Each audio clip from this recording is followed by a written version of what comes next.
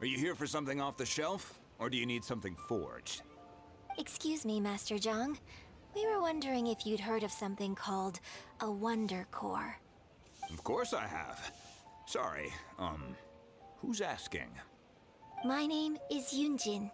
Perhaps you don't know me, but I believe that you forged some weaponry for my father in the past, for stage use.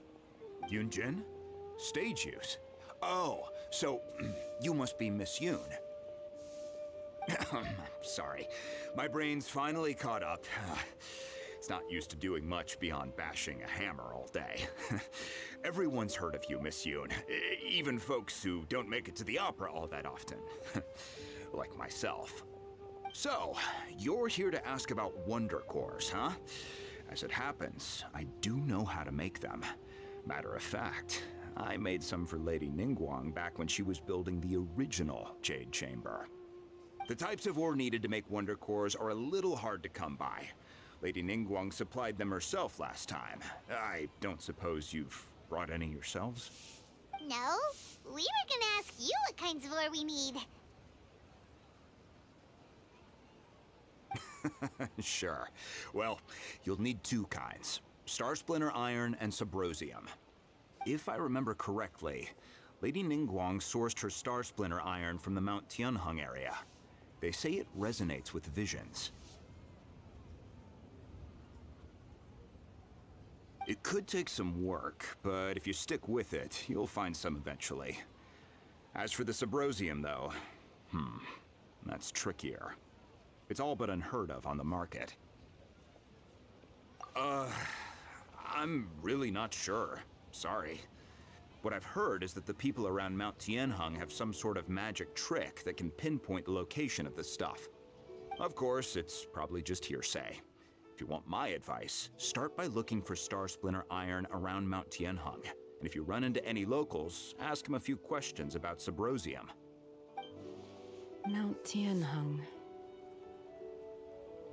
Interestingly enough, the story of the divine damsel of devastation also takes place on that mountain.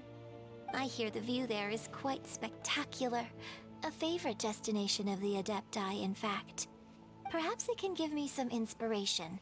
Let's not delay. We should head straight there.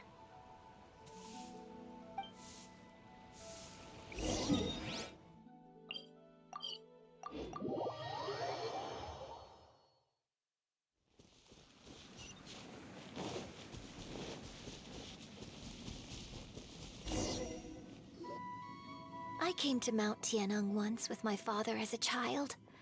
I remember it being such a long climb that I could barely feel my legs by the time we reached the top. This is quite a trip down memory lane for me. Look at these majestic towering peaks and the gently flowing streams. It's like setting foot in paradise. No wonder the legend of the divine damsel of devastation is said to have taken place here. Adepti wander oft where mortals seldom stride. Indeed, this looks like a place that one might expect to be frequented by Adepti. The Divine Damsel of Devastation is your upcoming opera, right? And the story takes place in Mount Tianheng. Huh. Seems like you have a real connection with this place. What's the story about, though? It's the story of a girl becoming a hero. Cool! A hero story? They're Paimon's favorite! The legend first arose in this area. It is said that there used to be a prosperous village on the mountain. In that village, there was a loving couple who were completely devoted to one another. One day, a terrifying monster appeared.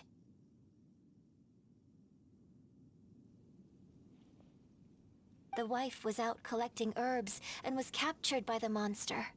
Her husband was so distraught at the news that it broke his spirit and drove him to madness.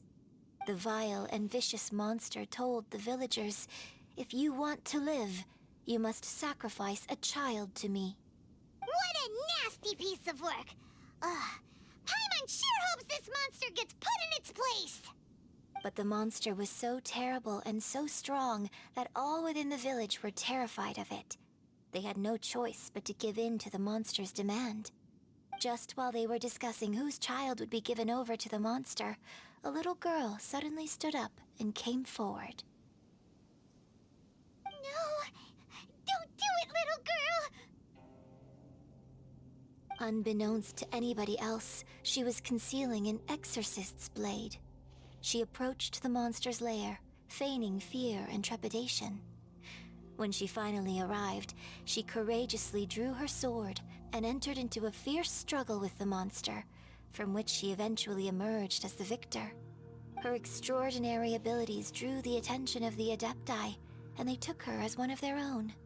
Her story became the stuff of legends. But alas, the paths of mortals and Adepti seldom cross, and she would never again re-enter the mortal world. And so, destined to grace the mortal realm for but a brief moment, she vanished like a wisp of smoke into thin air. I really like this story. But I personally think that perhaps the little girl was not as brave as the opera makes her out to be. I'm not sure she deserves all the praise she is given. I've never considered that before. Opera is always an interpretation of the events it purports to portray. A certain degree of deviation from the truth is always inevitable. When my father wrote the script for this play, I suppose his intention was to inspire his audience with the character of the divine damsel. I think it's a great story. The ideal story.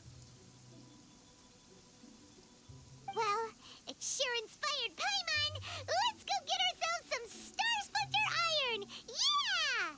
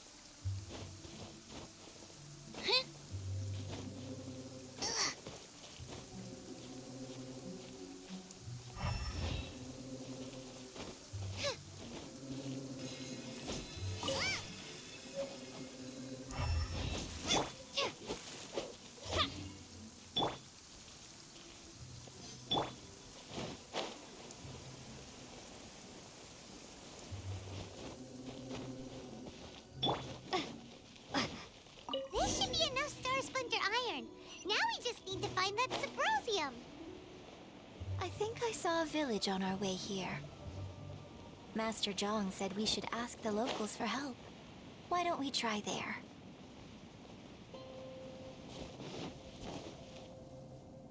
Hey, there really is someone here.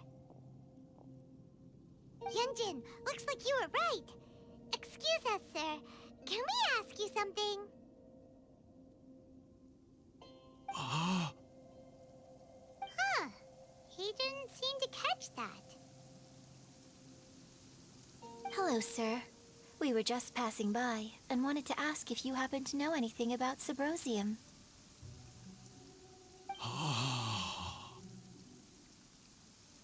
Is he trying to tell us to look for clues in the village? Well, whatever. Guess we're on our own here. Shenhua, Yunjin, let's have a look around.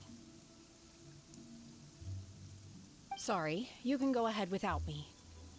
I'd like to have a word with this gentleman. If that's okay with you, Uncle Mingjin.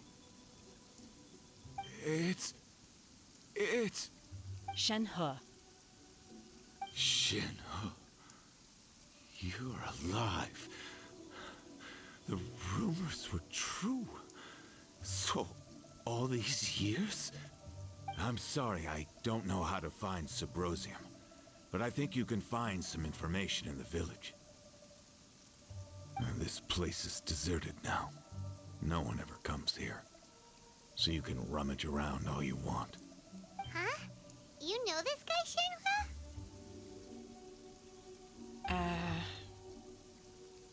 Thank you, kind sir. We'll go and take a look around. Don't worry. Mingjun has no ill intention towards Miss Shenhe. She'll be quite safe. Okay, then let's see what we can find in this village.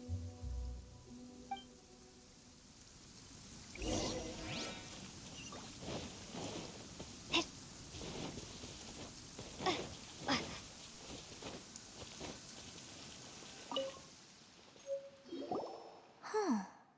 What's this?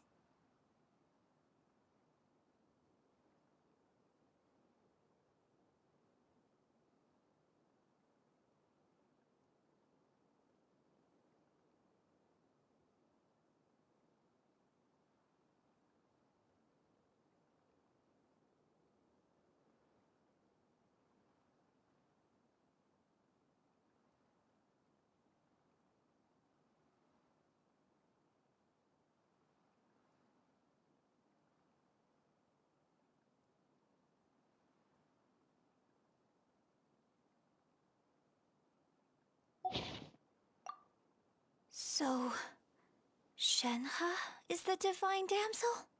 Now that I think about it, she does behave rather like an adeptus, and she is about the right age. So that's why I've been getting the strangest feeling whenever I chat with her. I should have noticed it earlier. According to this text, the divine damsel from the opera was actually the daughter of the loving couple. And she didn't volunteer. She was sacrificed to the monster by her own father. Oh, the truth is even more lamentable than the opera. Now I understand why Shenhe said the girl was not as brave as people think. It wasn't her choice to enter that ghastly situation. She was forced into it. Oh, it looks like my father may need to make a few revisions to his beloved opera.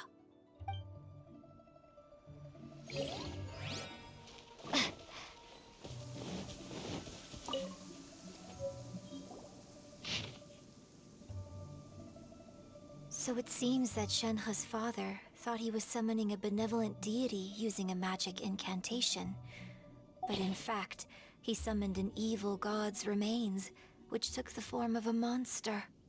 His obsessive yearning for his deceased wife led to a terrible tragedy. The villagers moved away in fear, without ever learning the truth. And now, this place is deserted. Still, I do wonder what the connection is between Shenhe and Mingjun.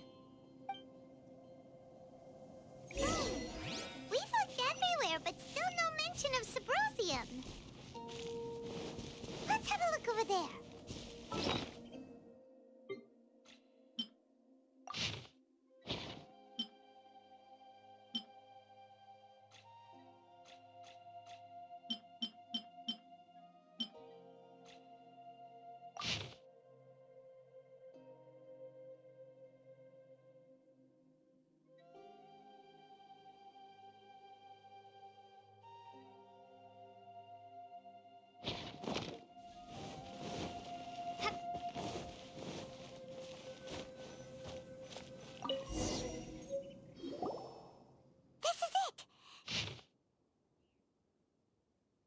So basically, we need to go to the middle of the lake south of Mount Tianheng at dusk, and we'll find us some Subrosium. Let's go back and tell Shenhe the news.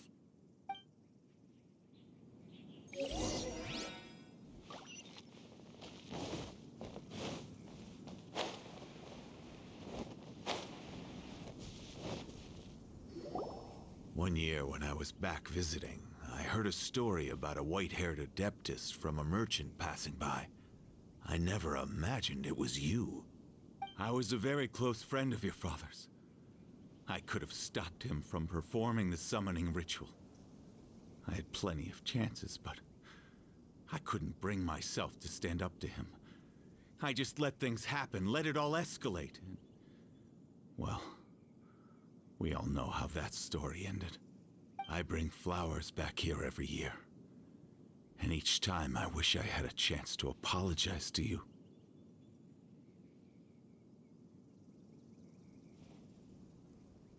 Apologize for what? If you'd stopped him, he'd only have found another way.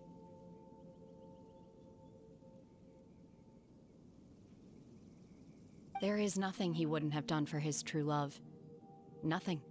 Do you still hate him? I don't know what I feel.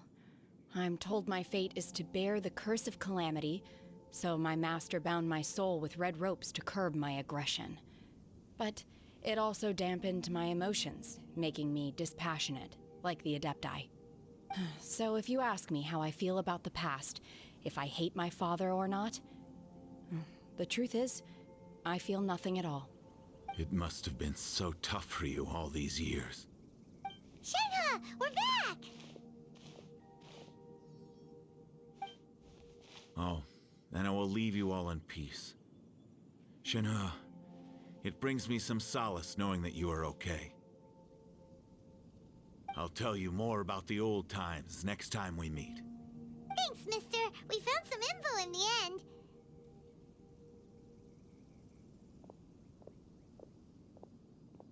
Shenhe, look! This tells us how to find Subrosium. All we gotta do is go to the middle of that lake. Let's go then.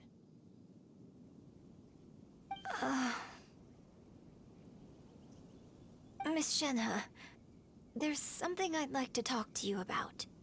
Just now, in the village, we found your father's diary. It turns out that many of the details in the Divine Damsel of Devastation are not true to the facts. So I'd like to change them. Why? I know I say that opera always deviates from the truth, but now that the main character is standing right here in front of me, I cannot simply dismiss your lived experience in favor of my father's fiction. It's okay. I like your version.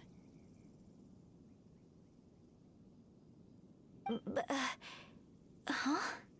My master once said that the day I learn how to use my strength for the good of others is the day that I can truly become part of human society. So, I hope that one day I might be brave enough to stand up and protect others, just like the girl in the opera.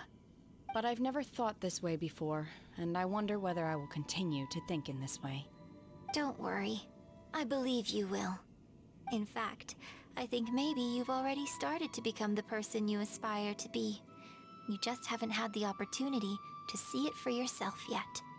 Shenhe! Yunjin! Cut the chit-chat! Let's go!